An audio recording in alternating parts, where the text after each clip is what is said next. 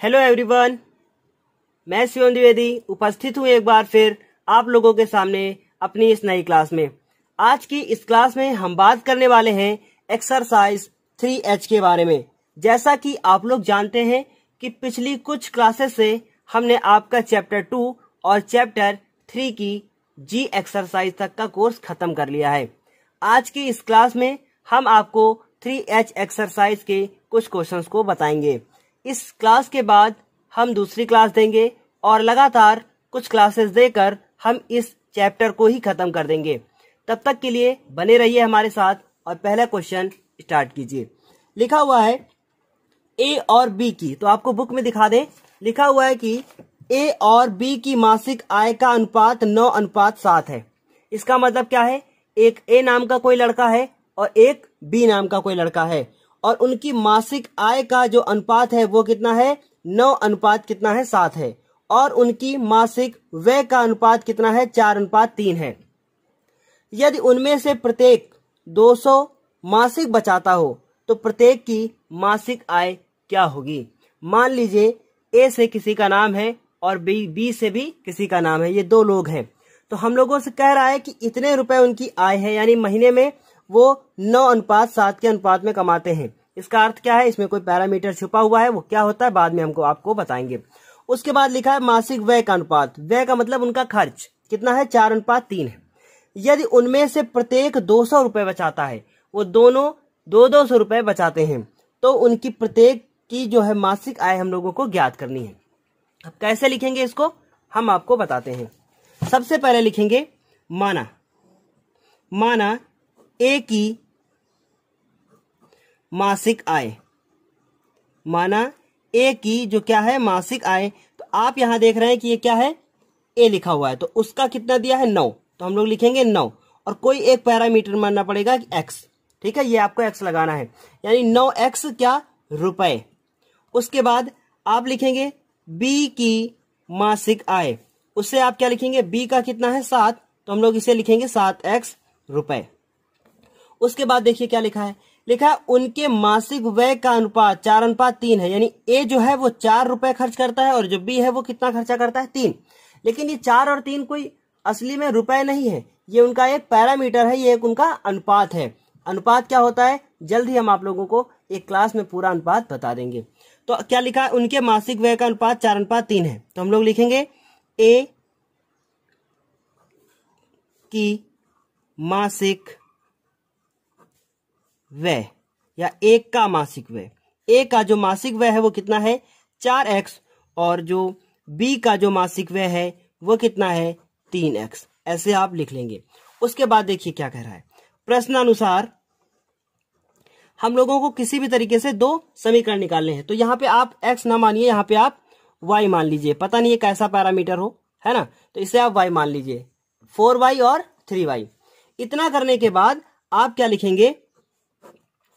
लिखेंगे कि ए की मासिक आय और उसमें से क्या घटा देंगे? ए का खर्च। अब आप बताइए, यदि आप 9 रुपए कमा रहे हैं और 4 रुपए खर्च कर रहे हैं, तो इसका मतलब आपने कितना रुपए बचा लिया है? 5। लेकिन उन्होंने एक अनुपात दिया था, तो उन्होंने कहा 9x रुपए हम कमाते हैं और 4y रुपए हम उसमें से खर्च कर देते हैं। तो हमारे पास कितने रुपए बचते हैं? 200। तो क्या हो गया? 9x - 4y बराबर कितना? 200। और इसे हम समीकरण नंबर क्या मान लेंगे? 1 मान लेंगे। इसी प्रकार एक दूसरा समीकरण निकालेंगे। फिर क्या लिखेंगे? बी की मासिक, ये आपको समझ में आ रहा होगा क्योंकि आय और व्यय का सिस्टम है ये। फिर क्या है? ए बी की मासिक आय और बी का खर्च। खर्च का मतलब क्या है? व्यय। तो क्या हो जाएगा? ये भी कितने बचाते हैं? 200 रुपए। आप देख रहे हैं कि बी की जो मासिक आय है वो कितनी है? 7x रुपए और उसके बाद उसमें से वो कितना खर्च करता है? 3y रुपए। तो हम यहाँ क्या लिख देंगे? 3y रुपए बराबर कितना हो गया? 200। अब बस आपको क्या करना है? किसी भी तरीके से पहले देख लीजिए क्या पूछा गया। आपसे पूछा गया प्रत्येक की मासिक आय। मान लीजिए आपसे पूछता प्रत्येक का मासिक व्यय बताइए, है ना, कितना रुपए वो खर्च करता है, तब भी आप बता देते। यदि पूछा है कि खर्च बताइए और पूछा है कि आय बताइए, तो तो दोनों में कोई अंतर नहीं है, बस x और y का फर्क है। क्या फर्क है वो आपको बताते हैं अभी। अब आप क्या करेंगे, इन दोनों समीकरणों को किसी भी तरीके से विलोपन विधि द्वारा आपको हल करना है। तो देखिए आप क्या करेंगे, आप इसमें से गुणा करेंगे। देखिए मान लीजिए यहाँ 9 लिखा है, यहाँ 7 लिखा है, तो आप इस वाले समीकरण को 7 से गुणा कर दीजिए और इस वाले समीकरण को 9 से कर दीजिए, ये क्वेश्चन सॉल्व हो जाएगा। तो हम क्या करते हैं, इस वाले समीकरण को 7 से और इस वाले को 9 से करते हैं। तो जब 7 से इसको करेंगे तो यहाँ 63 हो जाएगा और जब 9 से इसको करेंगे तो ये भी 63 हो जाएगा। ये विलोपन विधि है। विलोपन विधि यदि आपने अभी नहीं पढ़ी है तो आप पिछली क्लास में जाकर विलोपन विधि को पढ़ सकते हैं। तो हम लोग लिखेंगे समीकरण 1 को 7 से तथा समीकरण 2 को 9 से क्या करने पर, गुणा करने पर। तो आप समीकरण 1 को जब गुणा करेंगे तो यहां लिखा था 9 और गुणा किससे कर रहे हैं, 7 से। तो देखिए 7 9 या 63, 7 चौको 28 और उसके बाद 7 से इसको करेंगे तो हो जाएगा 1400, यानी कितना हो जाएगा 63x माइनस 28y बराबर 1400, है ना। नीचे वाले समीकरण को इसको आपको 9 से करना था, तो 63x और 9 त्रिक 27 हो जाएगा और ये 1800 हो जाएंगे। कितना हो जाएगा 63x माइनस 9 त्रिक 27y और उसके बाद 1800।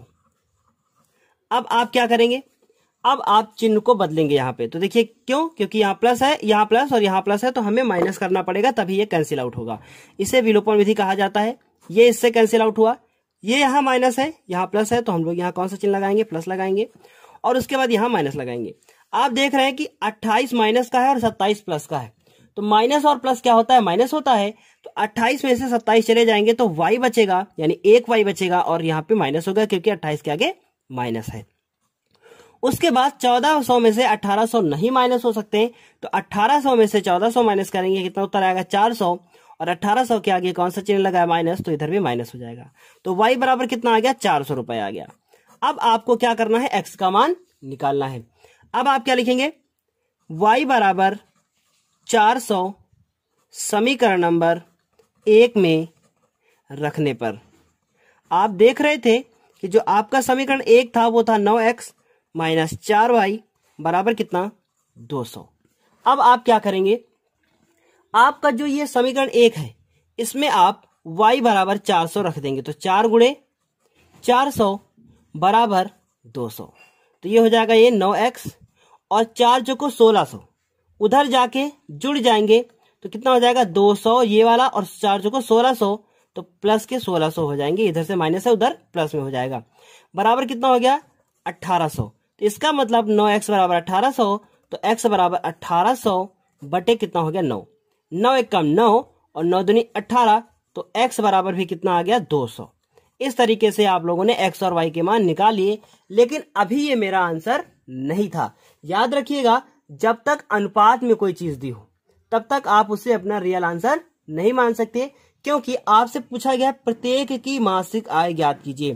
तो आप लिखेंगे ए की, अतः ए की मासिक आय, ए की मासिक आय क्या लिखेंगे, ए की मासिक आय को आप क्या लिखेंगे, कितना लिखा हुआ है 9x, तो हम लिखेंगे 9x, 9 लिखेंगे और x का मतलब 200, तो आप 9 से इसको गुणा कर देंगे, 9 दूनी 1800 रुपए। इस तरीके से ये क्या हुआ, हमारा ए की मासिक आय ज्ञात हो गई। उसके बाद बी की जो मासिक आय है, बी की मासिक आय, उसे आप कितना मान चुके हैं, उसे मान चुके हैं 7x, तो हम यहां लिखेंगे 7x, आप 7 लिखेंगे और x को की वैल्यू कितनी है 200, तो कितना आ गया 7 दूनी 1400। इस तरीके से आपने ए की मासिक आय और बी की मासिक आय को ज्ञात कर लिया है। उम्मीद है जरूर समझ में आया होगा। यदि अभी एक बार में समझ में नहीं आया है तो इसे एक बार दूसरी बार रिपीट कर कर देख लीजिए, है ना। इस क्वेश्चन के बाद अब हम बात करेंगे क्वेश्चन नंबर 2 की। ये क्वेश्चन नंबर 2 हम लोगों के सामने लिखा हुआ है और ये क्वेश्चन देखने में जितना छोटा है, नंबर इस क्वेश्चन के उतने ही ज्यादा है। ये क्वेश्चन लिखा है दो अंकों की संख्या के अंकों का योग 9 है। ये क्वेश्चन आपका 6 नंबर का है। 6 नंबर का इस तरीके का क्वेश्चन आता है, आपने सोचा भी नहीं होगा। ये 6 नंबर का क्वेश्चन है और ये 6 नंबर के क्वेश्चंस के कुछ एग्जाम्पल के रूप में बहुत सारे क्वेश्चन दिए हुए हैं। जैसा कि आप देख रहे हैं कि ये यहाँ पे बहुत सारे एग्जाम्पल दिए हैं, आप पीछे पलट कर देखिएगा, इस संख्या पे बहुत सारे क्वेश्चन दिए हुए हैं। आपने देखा कि लिखा है 2 अंकों की संख्या के अंकों का योग कितना है? 9। आप बताइए संख्या कैसे बनती है? संख्या बनती है अंकों से मिलकर, है ना। अब मान लीजिए हमने कहा 1 अंक की संख्या, तो उसमें 1 कुछ भी हो सकता है, कोई भी गिनती आप लिख सकते हैं 0 से लेकर 9 तक। उसके बाद नहीं, हमने कहा नहीं अब 1 नहीं, हमें 2 अंकों की संख्या चाहिए, तो आप क्या करेंगे, कोई भी 2 अंक ले लेंगे, है ना। तो उसमें एक इकाई का अंक होगा और एक दहाई का अंक होगा। मान लीजिए आपने ले लिया 18, तो ये 18 में ये 8 जो है वो इकाई का अंक है और जो ये 1 है ये क्या है, दहाई का अंक है। अब मान लीजिए आपने कहा हमारे पास इकाई का अंक 8 है और दहाई का अंक 1 है, संख्या कैसे बनाई जाए? तो आप ऐसे नहीं लिख देंगे कि इकाई का अंक ये, दहाई का अंक ये, तो संख्या बन गई ऐसे।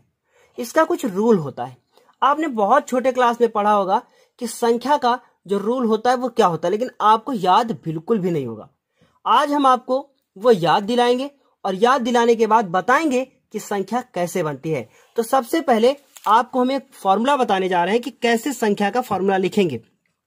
आप कभी भी लिखेंगे तो लिखेंगे संख्या बराबर, और ये संख्या कितने अंकों की होनी चाहिए? 2 अंकों की। तो 2 अंकों की संख्या आप क्या लिखेंगे? लिखेंगे सबसे पहले लिखेंगे 1 गुणे इकाई का अंक।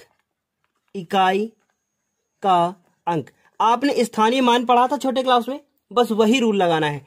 और 10 गुणे दहाई का अंक। दहाई का अंक। अब मान लीजिए आपके पास जो इकाई का अंक है वो है 8, तो आपने 8 लिख दिया। आपके पास दहाई का अंक है वो है 1, 10 है कम, 10 हो गया प्लस 8 हो गया, उत्तर कितना आ गया? 18।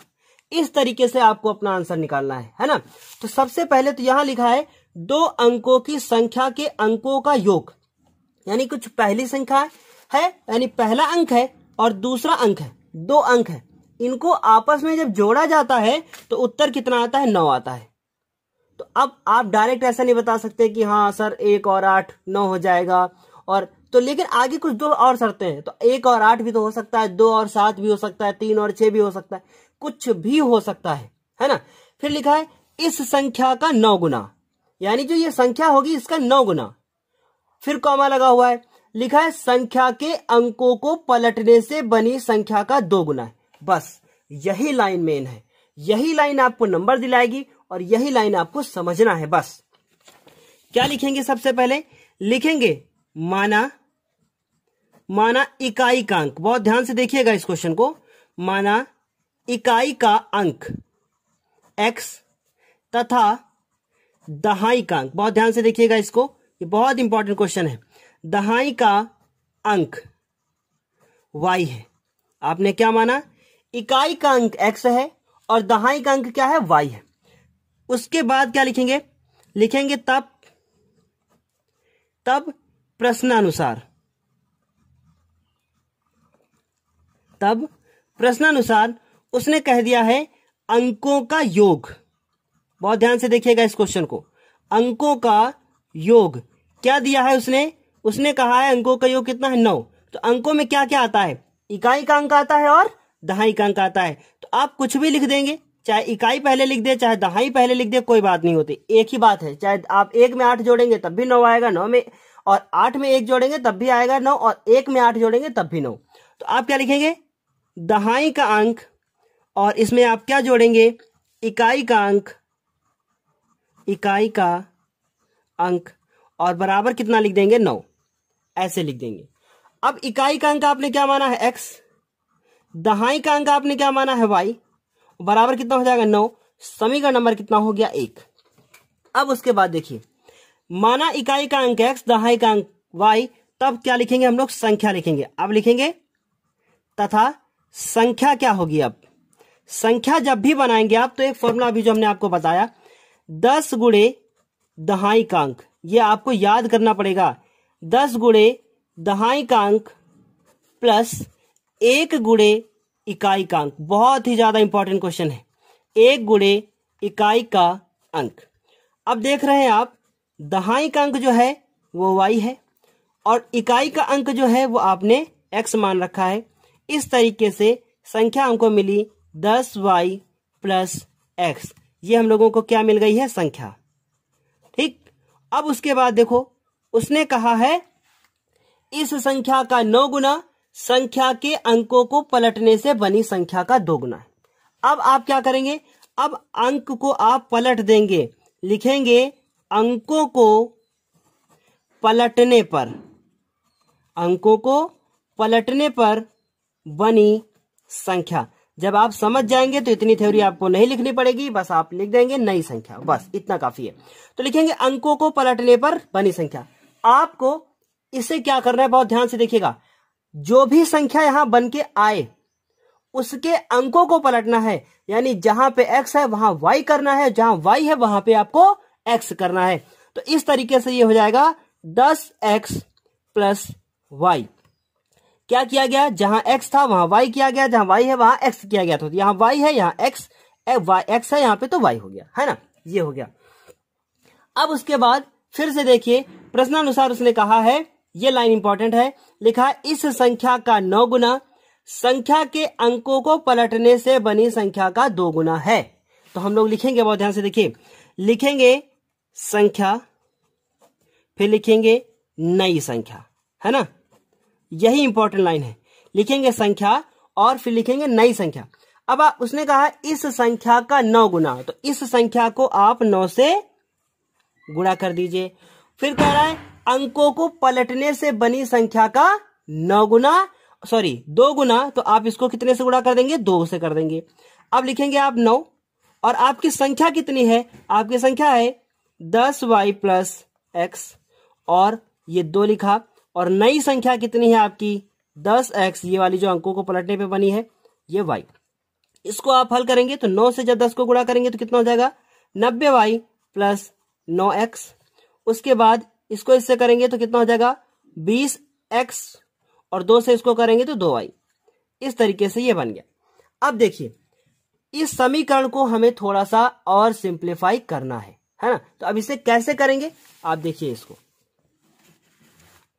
लिखेंगे ये 90y, तो सबसे पहले ये 9x लिख लेते हैं, 9x लिखेंगे, 20x इधर आएगा तो माइनस का हो जाएगा, फिर ये 90y पहले से लिखा है तो 90y लिख लेंगे, और 2y इधर आएगा तो कैसा हो जाएगा, जब 2y इधर आएगा तो वो हो जाएगा माइनस का, उधर क्या बचेगा 0। इस तरीके से आप देख रहे हैं कि 9x में से जब 20x को हम लोग घटाएंगे तो उत्तर कितना आएगा 11x, वो भी काहे का, माइनस का, माइनस 11x प्लस 88y बराबर 0। क्या बचा, माइनस 11x प्लस 88y बराबर 0। अब आप इसमें कुछ कॉमन ले सकते हैं। क्या कॉमन ले सकते हैं, -11 कॉमन ले लीजिए, अंदर बचेगा x। जब भी माइनस कॉमन लेंगे तो यहां प्लस है तो माइनस हो जाएगा, x बराबर 8y बचेगा, सॉरी x माइनस 8y बचेगा, बराबर कितना हो जाएगा 0। तो 11 8 88 माइनस माइनस प्लस, फिर वही मिल जाएगा अगर गुणा कर देंगे आप तब।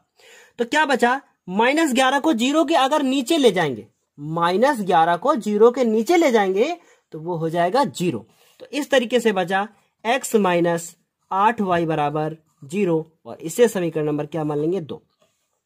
अब आप समीकरण 1 व 2 को हल कर देंगे। हल करने पर आप देख रहे हैं कि आपका समीकरण नंबर 1 क्या था, x प्लस वाई बराबर 9, और समीकरण नंबर 2 क्या मिला है, x माइनस 8y बराबर 0। लाइन खींच देंगे। देखिए इस क्वेश्चन की आपको प्रैक्टिस करनी पड़ेगी, बहुत प्रैक्टिस करनी पड़ेगी, और प्रैक्टिस कहां पे करनी पड़ेगी, आपको बस यहां पे प्रैक्टिस करनी पड़ेगी। बाकी आप समझदार हैं, विलोपन विधि ये सब आप लोग पिछली क्लास में पढ़ चुके हैं, इसे आप आसानी से कर लेंगे। अब आप देख रहे हैं ये x और ये x, तो हम लोग यहाँ क्या लगा देंगे, माइनस, तभी कैंसिल आउट होगा। इसे प्लस लगा देंगे और यहाँ पे माइनस हो जाएगा, चिन्ह को बदलेंगे तो ये कैंसिल आउट। y प्लस का 8y प्लस का कितना हो गया 9y, और 9 और में से 0 घटा देंगे, कितना बचेगा 9, है ना। उसके बाद आप देख रहे हैं कि ये y हो गया, और ये 9 बटे ये वाला 9 कहाँ आएगा, इधर आएगा, 9 एकम 9, और ये 9 कम 9, तो y बराबर आपने कितना निकाल लिया है 1। अब आप y बराबर 1 जो है उसे समीकरण नंबर 1 या 2 में रखेंगे और x का मान निकालेंगे। तो क्या लिखेंगे? लिखेंगे y बराबर 1 समीकरण नंबर 1 में रखने पर। अब आप समीकरण नंबर 1 को देखें, x प्लस y बराबर कितना लिखेंगे 8। तो x का मान आपको नहीं पता है, y का मान 1 बराबर कितना हो गया 8। तो जब इसमें कुछ गलती हो गई, यहाँ 9 होगा, है ना, क्योंकि आपने कहा 9 था यहाँ पे। उसके बाद x 1 को जब उधर ले जाएंगे तो 9 माइनस 1 हो जाएगा, तो x बराबर कितना हो जाएगा 8। इस तरीके से आपने ये निकाल लिया है। अब आप क्या करेंगे? अब आपसे पूछा गया है संख्या, तो अब आपको यहां पे बहुत ध्यान देना है। तो आप लिखेंगे अतः संख्या। तो आपने संख्या को माना था 10y प्लस x, जैसा कि हमने पहले भी आपको बताया था। संख्या आपने क्या मानी है? 10y plus x। तो आप 10 लिखेंगे, y का मान आपने निकाला है 1 और x का मान निकाला है 8, तो ये हो गया 10 प्लस 8। तो 10 में 8 जोड़ेंगे कितना हो जाएगा 18। इस तरीके से ये आपका उत्तर आ चुका है। तो हमें उम्मीद है जरूर आपको ये समझ में आया होगा। यदि समझ में नहीं आया है तो इसे हम एक बार फिर से रिपीट कर देते हैं। सबसे पहले उसने कहा था 2 अंकों की संख्या के अंकों का योग 9 है। तो आप कभी भी 2 अंकों की संख्या अगर होगी तो इसमें इकाई होगा और दहाई होगा, 2 अंक उसमें होंगे। तो आपने लिख दिया अंकों का योग कितना है 9 और लिख दिया इकाई का अंक प्लस दहाई का अंक बराबर कितना 9। तो इकाई के अंक के नीचे लिख दिया x और दहाई के अंक के नीचे लिख दिया y बराबर कितना लिख दिया 9। यहां तक तो बिल्कुल सिंपल था। इसके बाद लिखा था इस संख्या का 9 गुना। तो पहले भैया आप संख्या तो बनाइए, तब तो आप उसको 9 गुना कर पाएंगे। तो हम लोग क्या लिखे? तथा संख्या बराबर आपने लिखा 10 गुणे दहाई का अंक प्लस 1 गुणे इकाई का अंक। तो आप 10 लिखेंगे और उसको दहाई के अंक से गुणा करेंगे। तो आपने दहाई का अंक क्या माना है y। अभी आपको कुछ भी नहीं पता, इसलिए आप x और y मानकर चलेंगे। 1 गुणे इकाई का अंक तो 1 गुणे x लिख देंगे, ये भी क्लियर हो गया। उसके बाद संख्या बराबर लिखेंगे 10y प्लस x, क्योंकि आपने लिखा 10 और y गुणा किया 10y, 1 गुणे x, x हो गया। इस तरीके से संख्या बन गई। लेकिन उसने कहा था संख्या के अंकों को पलटने से बनी संख्या। अब भैया इनको पलट दो आप, तो क्या करेंगे? जब अंकों को पलटेंगे, अंकों को, ना कि 10 और 1 को, इनको नहीं पलटना है, ये वहीं रहेंगे। आपको अंकों को पलटना है, यानी x और y को पलटना है। तो आप क्या करेंगे? अंकों को पलटने पर बनी संख्या। तो अंकों को पलट देंगे तो x की जगह पर y और y की जगह पर x हो जाएगा। तो y लिखा है तो x हो गया, x लिखा है तो y हो गया। इस तरीके से अंकों को पलट दिया गया, संख्या बन गई। फिर आप क्या करेंगे? प्रश्नानुसार उसने कहा था कि भैया इस संख्या का 9 गुना। तो इस संख्या का 9 गुना, अंकों को पलट दो तब 2 गुना, दोनों आपस में क्या है? बराबर हैं। तो हम लोगों ने लिखा इस संख्या का 9 गुना, देखिए 9 से गुणा कर दिया गया। अंकों को पलटने पर बनी संख्या का 2 गुना, दोनों आपस में क्या है? बराबर है। तो उसने कहा है कि 2 गुना है, इसका मतलब वो दोनों बराबर हैं। आपने लिखा 10y प्लस x, उसके बाद यहाँ 2 और 10x प्लस y लिख दिया। इस तरीके से इसको हल किया और हल करने के बाद आपने इससे एक समीकरण निकाला और समीकरण 1 और 2 को विलोपन विधि द्वारा हल कर दिया। विलोपन विधि द्वारा हल करने के बाद आपने संख्या निकाल दी। संख्या का फॉर्मूला था 10y प्लस x, तो आपने लिखा 10 गुणे 1 प्लस 8, 10 प्लस 8 संख्या हो गई आपकी 18। इस तरीके से ये क्वेश्चन भी क्या हो गया? कंप्लीट हो गया है। अब हम आपको ये बताना चाहते हैं कि इसका क्वेश्चन नंबर 3 बिल्कुल भी इंपॉर्टेंट नहीं है। आप इसे नहीं लगाएंगे, ना तो ये एनसीईआरटी बेस्ड क्वेश्चन है और ना ही आपके सिलेबस से रिलेटेड है। आपके सिलेबस में क्रय मूल्य विक्रय मूल्य पर आधारित कोई भी क्वेश्चन नहीं है। ऐसा आप यूपी बोर्ड की ऑफिशियल वेबसाइट पर देख सकते हैं। तो आपको ये क्वेश्चन नहीं लगाना है। अब हम अगली क्लास में आपको प्रश्न संख्या 4, 5, 6, 7 ये सब आप लोगों को हम बताएंगे। इसके बाद जैसे ही ये 3rd चैप्टर कंप्लीट होता है, हम तुरंत अपने 4th चैप्टर पर जाएंगे और 4th चैप्टर कंप्लीट करने के बाद, क्योंकि 4th चैप्टर में बहुत ज्यादा फॉर्मूला बेस्ड क्वेश्चन है, उसे कंप्लीट करने के बाद हम आपको फर्स्ट वाला चैप्टर पढ़ा देंगे ताकि आपके शुरू के 4 चैप्टर समाप्त हो जाएं। और 4 चैप्टर जैसे ही समाप्त होते हैं, ये मान लीजिए कि आपने अपने 70 में से लगभग 18 नंबर कंप्लीट कर लिए हैं। ये 18 से 20 नंबर जो आपने कंप्लीट कर लिए हैं, ये आपका बहुत ही ज्यादा प्लस पॉइंट होने वाला है, क्योंकि आपको अपनी पेपर के लिए जो सांख्यिकी का चैप्टर है, जिसमें वो ग्राफ और वो सारे क्वेश्चन जो आपने 9th में पढ़े थे, बहुलक, माध्यिका, इनको और ये जो शुरू के 4 चैप्टर होते हैं, ये बहुत ही ज्यादा इंपॉर्टेंट होते हैं। और उसके बाद शंकुबेलन, और फिर बचता ही क्या है, बीच का कुछ पार्ट है त्रिकोणमिति। तो आपको त्रिकोणमिति हम बहुत ही ज्यादा अच्छे से बताएंगे, क्योंकि सबको उसी से डर लगता है, और हम जब आपको पढ़ाएंगे तो वो सबसे ज्यादा आसान लगेगी आपको, लेकिन आपको रेगुलर पढ़ना होगा। अच्छा, तब तक के लिए हम आप लोगों से विदा लेना चाहते हैं। अब हम आपसे मिलेंगे अपनी अगली क्लास में, इंतजार कीजिए। हाँ, एक बात और बताना चाहेंगे, अब 25 तारीख से आपको मैथ की क्लास का वीडियो शाम 4 बजे मिलेगा और दूसरा वीडियो शाम 6 बजे मिलेगा। ये 2 क्लासेस जो आपको होंगी, ये लगातार तब तक मिलेंगी जब तक लॉकडाउन चलता है। लॉकडाउन के समाप्त होने के बाद आपको जो वीडियोस का जो टाइमिंग होगी, वो हम आप लोगों के हिसाब से रख देंगे। एक दिन कमेंट बॉक्स में आप लोग से टाइम को लेकर बातचीत करेंगे। तब तक के लिए धन्यवाद।